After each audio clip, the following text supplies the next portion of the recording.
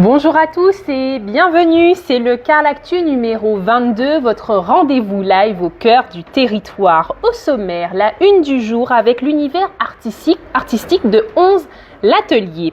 L'actualité de ce jour concerne Gosiéa avec Claudius Barbin, fabricant de K. Aujourd'hui, nous sommes au Gosier, route de la Riviera. Nous allons aujourd'hui recevoir Claudius Barbin, artisan du K, qui travaille depuis longtemps sur cet instrument. On ne présente plus Monsieur Barbin, car il est connu dans la fabrication des tambours, mais la transmission ne doit jamais s'arrêter. C'est pourquoi Carlactu est aujourd'hui allé à la rencontre de Claudius Barbin, acteur incontournable et reconnu dans son domaine. C'est dans sa maison située sur la Riviera au Gosier, en bordure de la route nationale, que Claudius Barbin a installé son atelier.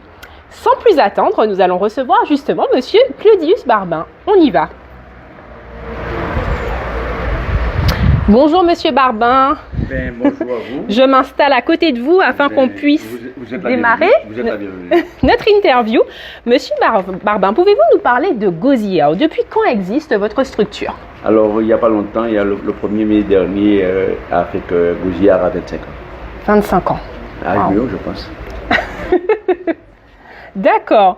Parlez-nous de la fabrication d'un K, monsieur Barbin. Quel est le processus? Alors, le processus, en fait, il faut simplement dire, pour revenir à l'histoire, avant, on recevait les aliments dans des contenants en bois, en fait, des fûts. Alors, en fait, c'était réutilisé. À un moment donné, quand on ne reçoit plus les aliments dans ces contenants-là, on est obligé à nous-mêmes de faire en sorte pour répondre à nos besoins. D'accord. Alors, est né aussi le métier de fabricant. Alors, la fabrication, initialement, ce sont un tronc creusé qu'on appelle vulgairement bois fouillé, sur lequel on posait une peau, bien sûr avec des accessoires qui étaient souvent faits en liane. D'accord. Et aujourd'hui, de plus en plus, l'interdiction de couper les arbres fait qu'en fait, on reçoit du bois calibré. Alors nous fabriquons des tonneaux. Ça arrive qu'on fasse un bois fouillé, mais c'est moins courant qu'avant. D'accord. Alors la distinction, c'est que le tonneau, ce sont des lattes assemblées, en fait, pour parler fabrication même, on va dire, des douelles qui sont assemblées, qui vont faire un fût. Alors après, on a le fût, que ce soit bois fouillé ou tonneau, c'est la même procédure en fait.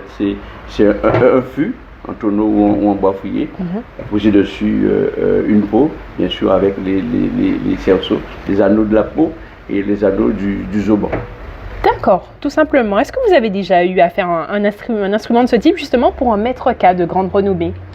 Ah si, j'en ai fait pour pas mal de personnes. Alors, la personne de grande renommée, je pourrais dire, ça m'est arrivé de faire les 3 cas plutôt, de monsieur Gérard Loquel, qui a été un des précurseurs, qui a voulu créer un conservatoire pour pouvoir élever la dimension musicale que nous avons, le Goka, parce que lui, il a fait pas que du Goka, qu'un instrument K, mais il a agrémenté tout cela avec d'autres instruments, d'autres rapports. Lui, par contre, il est guitariste en fait, et il a fait une méthode beaucoup de musiciens se sont inspirés de sa méthode pour pouvoir maîtriser cet art-là. D'accord, vous en avez d'autres qui vous viennent en tête Alors il y en a pas mal. Ça m'est arrivé de travailler pour Armand Acheron, qui est un des tambouillers quand même assez talentueux de ce pays-là. En fait, la liste serait longue si oui, c'est vrai, il y en a eu beaucoup en tout cas. Et en fait, il faut simplement dire, faire l'instrument c'est une chose, et pouvoir aussi entretenir, parce que l'entretien se fait, parce que la peau s'use, alors forcément les utilisateurs viennent vers les fabricants pour pouvoir aussi changer la peau. D'accord. Alors il y a un entretien qui n'est pas, il y a une relation qui n'est pas ponctuelle, mais qui est permanente. Très bien, ok. Parce qu'on peut on peut venir pour entretenir son cas. Oui, mais c'est comme si on achète une voiture, forcément les pneus usés, il faut qu'on aille changer les pneus. C'est la même logique qui s'applique. Quand le cas s'use, on ne se dit pas qu'il faut forcément changer, on peut venir entretenir son cas. Tout à fait. Et après, s'il y a de l'âge, on peut entretenir de manière plus amplement, c'est-à-dire que pour travailler sur le fût, changer la corde, changer un certain nombre d'accessoires, pour donner un peu de vie à son instrument. D'accord, très bien. Pour rester dans cet univers un petit peu musical, par rapport aux 2 groupes à peau qu'on a, de carnaval sur notre territoire du Gosier, à savoir Restant-là et Ticano, est-ce que ça vous arrive de fabriquer des instruments pour eux, comme par exemple leur tambour à chant, leur contrebasse et basse par exemple? Oui, mais en fait, je travaille pour pratiquement tous les musiciens de chaque groupe, de chaque groupe tel Ticano restant là, mais plus largement aussi pour quel que soit les groupes à Pau de Guadeloupe et à l'extérieur qui me sollicitent. Ça m'arrive aussi même que les groupes de la Martinique me sollicitent, même de la Guyane. Alors moi, je ne fais pas de sélection de clients. La seule chose que je me donne comme devoir, c'est de donner le meilleur de moi-même à ceux qui me sollicitent, et plus largement au pays de Guadeloupe auquel je crois à ce potentiel et qui doit être valorisé. Bien c'est sûr. pour ça que j'apprécie votre venue pour simplement nous dire à nous que nous avons de quoi, nous n'avons pas de timidité à avoir et qu'on peut faire des belles choses. C'est sûr. C'est sûr. Mais on n'en a pas parlé. Combien de temps on prend pour faire un cas, monsieur Barbin? Alors, ça dépend. En général, moi, je ne travaille pas forcément à l'unité. Si vous regardez autour de moi, vous verrez, il y en a pléthore. C'est que, bon, si je dois me concentrer sur un instrument, on va dire un jour et demi. Un jour et demi, d'accord. Il faut laisser le temps, par exemple, pour la colle que ça sèche, le vernis qu'on applique, en fait, la peau même, il faut que ça sèche. Alors on va dire un jour et demi, tout à fait 2 jours, pour pouvoir travailler sur un instrument en son ensemble. D'accord, très bien. On estime que c'est une passion que vous avez. D'où vient cette passion? Vous fabriquez des cas, mais est-ce que vous êtes vous-même un joueur de gros cas? Alors, je ne me définis pas en tant que tel. J'en joue. D'accord. Ça m'arrive d'organiser des manifestations. Il n'y a pas longtemps, on a honoré un de nos talentueux musiciens qui est décédé l'année dernière et qui était aussi de surcroît mon ouvrier. On lui a fait un hommage le 15 à Pointe-à-Pitre, en fait, comme il était aussi le président pour revenir au groupe Papo, il était aussi président de 50-50. D'accord. Alors je ne suis pas musicien, mais je sais jouer.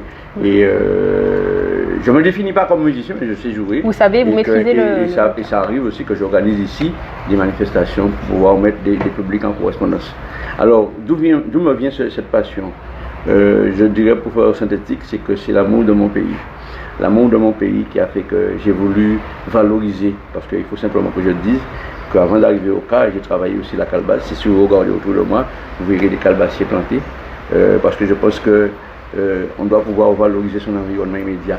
Et quand on adosse tout ça au fait que on dit que nous sommes une contrée touristique, le touriste, en fait, quand il sort de là où il sort, il vient dans une contrée donnée, cherche des gens, des choses authentiques, des choses qui sont vraies, des choses qui participent au quotidien du peuple qui y vit.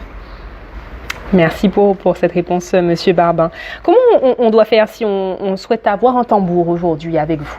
Comment ça se passe? Alors souvent, quand mes clients m'appellent, je leur donne comme référence à ma page Facebook.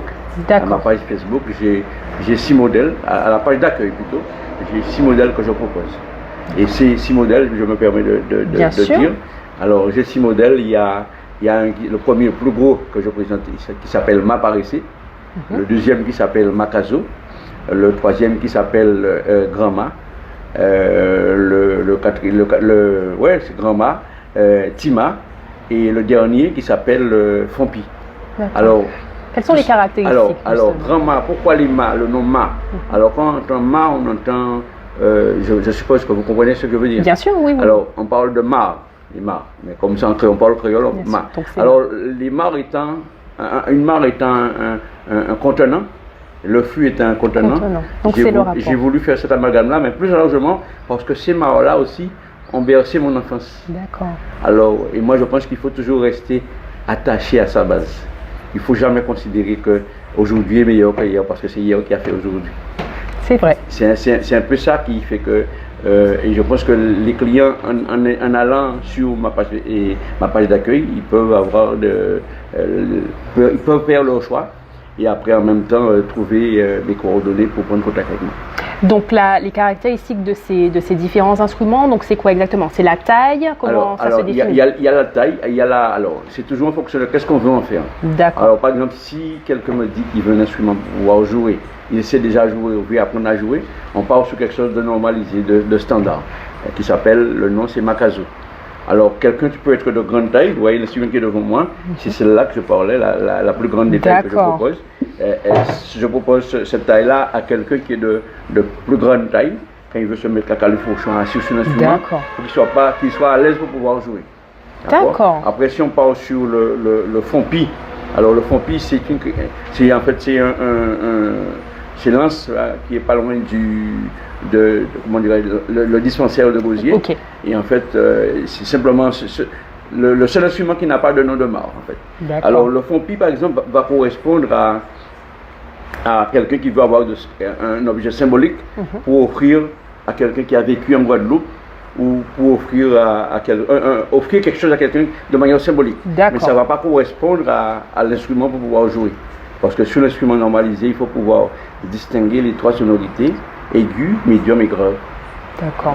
Là, ce serait plus un élément presque de décoration, on va dire. De décoration. Et après, bon, mais si c'est un musicien très talentueux, il n'a que ça, je pense qu'il peut aussi produire le minimum. D'accord, ok. Donc, pour vous contacter, Monsieur Barbin, comment se rendre à Gosier? Donc, vous nous avez dit que vous avez une page Facebook. C'est ça. Donc, Gosier. C'est ça. Non, pas Gosier. C'est pas Gosier. Alors, page Facebook, c'est Claudius. Alors, Claudius, C-L-O-D-I-U-S. Barbin, B-A-R-B-I-N. Et en tapant ça, on arrive à ma page Facebook et on peut être situé par rapport aux tailles que je propose. Très bien, donc on rappelle que M. Claudius Barbin est situé route de la Riviera, donc pour se rendre, vous êtes les bienvenus en tout cas. On a terminé sur l'interview. M. Barbin, est-ce que vous souhaitez ajouter quelque chose? Vous avez d'autres informations à donner éventuellement? Alors simplement dire qu'en fait, il y a du savoir dans ce pays-là. Et ce savoir-là peut s'exprimer sur notre territoire de manière large et aussi ailleurs, parce que je pense que ce que nous regardons comme quelconque, l'autre le regarde avec un œil plus appréciable. Et je pense qu'il faut valoriser ceux qui se prennent en main. Tous ceux qui se prennent en main dans ce pays, qui se prennent en main dans ce pays-là, doivent être valorisés pour leur dire, pour susciter chez eux le dépassement de soi. C'est un peu ça le vœu le plus cher que j'ai pour moi et aussi pour les miens, quoi. Alors, un simple, pour finir, vous voyez cet instrument qui est derrière moi. Vous verrez, je vais le prendre. Bien sûr, oui, pour vous. Cet instrument qui est derrière moi, vous verrez que vous avez la carte de la Jamaïque. D'accord. Et la carte de la Guadeloupe. La carte de la Guadeloupe. Oui. Alors en fait, ce tambour-là sera donné, sera en échange. En fait, c'est le mémorial qui a passé cette commande-là. D'accord. En fait, normalement, je dois livrer demain pour pouvoir échanger, échanger plutôt avec la Jamaïque. D'accord. Ah oui, c'est super intéressant. Je me sens honoré de pouvoir faire ça. De pouvoir faire ça. Parce que je pense qu'on a à apprendre d'eux. Comme eux aussi, ils ont à apprendre de nous. Hein. Mais on ne peut pas échanger avec les gens de très distancés et ceux qui sont autour de nous, les regarder de vous. On est bien d'accord, Monsieur Barbin. En tout cas, merci pour cet échange très très enrichissant et merci de faire perdurer la richesse de notre île et la culture de notre île. Je pense que si tout le monde fait un peu, la chaîne sera plus résistante. Super, merci beaucoup, Monsieur Barbin. C'est moi. On va poursuivre avec la une du jour, qui est, comme je vous le disais, sur 11 l'atelier, situé à Saint-François, donc un espace consacré à l'art, géré par Manon Raclose, mêlant objets d'art, décoration, exposition de peinture. Donc 11 l'atelier est un espace où vous pourrez admirer l'exposition permanente de peinture de Claire Richelme et découvrir le showroom de la marque de bougies végétales La Coulée. Tout part d'une envie de Manon de créer un lieu unique où elle puisse exposer ses propres œuvres artistiques et partager la passion de sa mère pour la peinture. Elle concrétise ce rêve en ouvrant 11 l'atelier où artistes et créateurs ont la possibilité de présenter leurs œuvres artistiques aux connaisseurs ou aux amateurs d'art.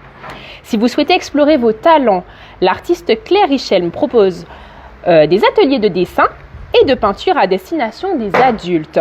Par la suite, Manon envisage de proposer un espace supplémentaire où créateurs et artistes pourront donner des cours d'initiation. À plus long terme, elle souhaite ouvrir un salon de thé. Ce lieu sera idéal pour déguster une boisson chaude et profiter de l'exposition permanente. C'est tout pour la une du jour. Nous allons poursuivre avec l'agenda. Nous allons parler de la matinée d'information et de sensibilisation au cancer du sein. Nous vous l'avions déjà annoncé hier, mais c'est un petit rappel. Comme vous le savez, le mois d'octobre et symbolise Octobre Rose et il touche bientôt à sa fin. Donc cette campagne a pour objectif de lutter en informant, dialoguant et mobilisation en mobilisant dans le but de sensibiliser au dépistage du cancer du sein qui touche les femmes comme les hommes malheureusement. Donc dans le cadre d'Octobre Rose, le CCAS du Gosier en partenariat avec la Ligue contre le cancer Comité Guadeloupe organise une matinée d'information et de sensibilisation au cancer du sein ce vendredi 28 octobre de 8h30 à midi, donc demain, au hall d'accueil du pôle administratif du Gosier. Donc pour plus d'informations, n'hésitez pas à contacter le 0590 84 99 20, je répète le 0590 84 99 20 ou par mail à l'adresse ccas@villedugosier.fr. Pour votre second rendez-vous à noter dans votre agenda, nous allons parler de la distribution d'eau au Gosier. Pour rappel, en raison du départ de la délégation de la sécurité civile, des modifications sont apportées dans le dispositif de distribution de packs d'eau à la population. Donc attention, à compter de demain, donc vendredi 28 octobre, de 9h à midi, les distributions se feront en point fixe au Palais des Sports du Gosier et non plus au pôle administratif. Donc retenez bien cela. Pour votre dernier rendez-vous à noter dans votre agenda, nous allons parler de la réparation de l'éclairage public. Donc en raison des travaux de réparation de l'éclairage public justement sur le boulevard du Général de Gaulle, la circulation sera réglementée à compter de ce soir, donc jeudi 27 au vendredi 28 octobre, demain, de 20h à 5h du matin. Donc des feux tricolores seront installés sur le tronçon concerné et la circulation sera alternée. Donc dans la zone des travaux, interdiction de stationnement des véhicules légers et des poids lourds sera bien évidemment conseillé. Et concernant le trottoir interdit au public, donc l'arrêté correspondant est disponible dans la rubrique dédiée sur le site internet. C'est tout pour votre Car L'actu du jour. En attendant, on se retrouve très vite pour un Car L'actu numéro 23 sur un autre site de la Riviera du Levant pour votre rendez-vous live au cœur du territoire. Merci et à très bientôt. Et ça, c'est à diffuser quand?